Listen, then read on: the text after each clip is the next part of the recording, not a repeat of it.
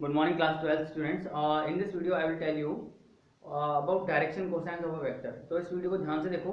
Direction cosines actually होते क्या हैं? Because there is some confusion in the students about how to calculate the direction cosines. Okay? तो देखो direction अगर आप ये देखते हैं x axis, y axis, z axis, ठीक है. इसको नाम दिया origin and there is a point P. हाँ, अब 2, 3 और से 7 इसके कोऑर्डिनेट्स हैं. तो ये जो वेक्टर आएगा OP, this is known as position vector of point P. ठीक है. ये जो OP है ये x एक्सिस के साथ एंगल बनाता हुआ सपोज करो अल्फा, y एक्सिस के साथ बीटा. थोड़ा 3D डायग्राम है, so it's not in that plane, थोड़ा इधर है. एंड z एक्सिस के साथ गामा. ठीक है. सो L डिफाइन कर रहा हूं मैं cos अल्फा, M डिफाइन कर रहा हूं cos beta and n define कर रहा हूं cos गामा. प्रीवियस वीडियो में हमने देखा था कि तीनों को ऐड करने पर L square, M square, N square आएगा 1. ठीक है. सो this is not the modulus of OP. Modulus of OP नहीं है ये L square plus M square plus N square. ये एलिमेंट क्या है? cos alpha, cos beta, cos gamma की वैल्यू. अब सपोज करो OP के लिए मेरे को ये वैल्यूज निकालनी है, तो क्या करना है? इस वेक्टर को लिख लो पहले, पोजीशन वेक्टर को 2i plus 3j cap plus 7k cap and divide by, यानी इसका यूनिट वेक्टर निकालो OP कैप. वो आपको L, M और N की वैल्यूज देगा. कैसे? 2i plus 3j plus 7 cap को डिवाइड कर दीजिए आप 4 प्लस 9 प्लस 49. ओके. तो ये हो जाएगा आपका 13 प्लस 49 दैट इज 150, 62 रूट 62 मान. ठीक है. 9013 और 9. हाँ, तो रूट 62 से आप डिवाइड कर देते हैं तो आपके जो मिल रहे हैं ना 2 by root 62. This is the value of cos alpha. cos beta की वैल्यू क्या है? cos बीटा की value 3 by root 62 and cos gamma की वैल्यू क्या है? cos गामा की वैल्यू है 7 by root 62. Right. So this is how you find the direction cosine.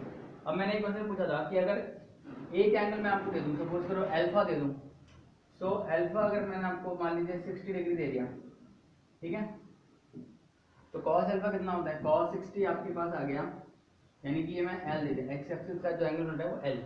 Cosine of 60 कितना होता है? कोसाइन ऑफ 60 होता है आपका हाफ. ठीक है. L स्क्वायर आपके पास आ गया 1/4. ठीक है. अब आप देखिए L स्क्वायर 1/4 आ गया, तो M square plus N square, ये टोटल मिलाकर के 1 होना चाहिए. यानी M square plus N square total मिलाकर के 3/4 होना चाहिए. ठीक है. इनमें से M और N की अपन मिनिमम वैल्यू ले सकते हैं 0, क्योंकि स्क्वायर क्वांटिटी की मिनिमम वैल्यू 0 होती है.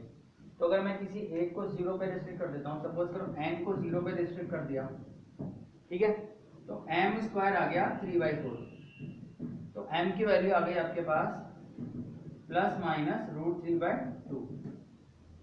अब वो दो एंगल कौन से हैं जहां पर कोसाइन प्लस रूट 3 होता है, रूट 3/2 एंड माइनस रूट 3/2 होता है. तो आप देखो ये होता है 30 डिग्री पे और 150 डिग्री पे.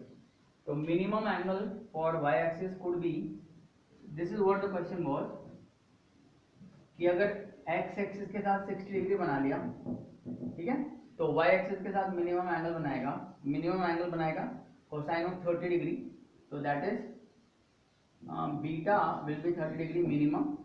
तो range of beta is 30 degree and maximum it will be 150 degree. इससे अधिक नहीं बना सकता, क्योंकि जैसे ही इससे ज़्यादा एंगल बनाएगा तो वो जो एंगल्स का जो रिलेशन है L square plus M square plus N square is equal to 1 में आपके पास एक नेगेटिव नंबर आ जाएगा.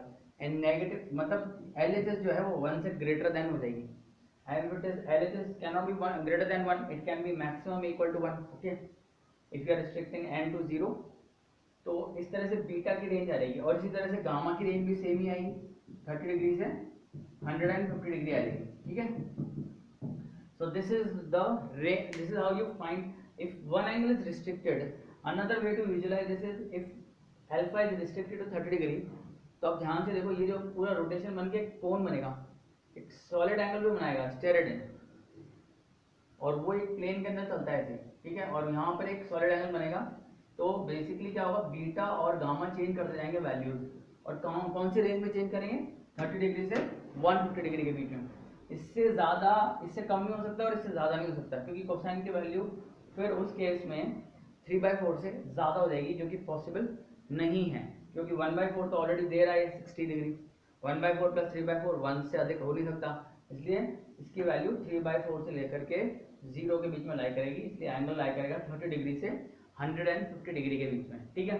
तो this was a small concept. बाकी आपको सेक्शन फॉर्मूला डिराइव करना आना चाहिए, उसको फाइंड करना आना चाहिए, डिस्टेंस फॉर्मूला डिराइव करना आना चाहिए, डिस्टेंस फाइंड करना आना चाहिए। This much will be asked in the test, okay. So prepare for the test and I will be telling you, giving the test around 3:30. Okay. So best of luck for the test.